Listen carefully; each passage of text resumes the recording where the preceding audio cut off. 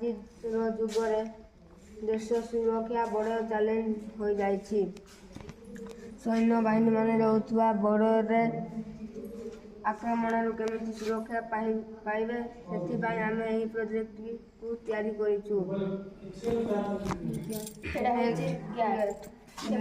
ବିନା ଅନୁମତିରେ ପ୍ରବେଶ କରିବ, ତେବେ ଏହି ସାଇରନ୍ଟି ବାଜି ଉଠିବ। ତେବେ ଆମ ସୈନ୍ୟବାହିନୀ ପ୍ରସ୍ତୁତ ହେବେ।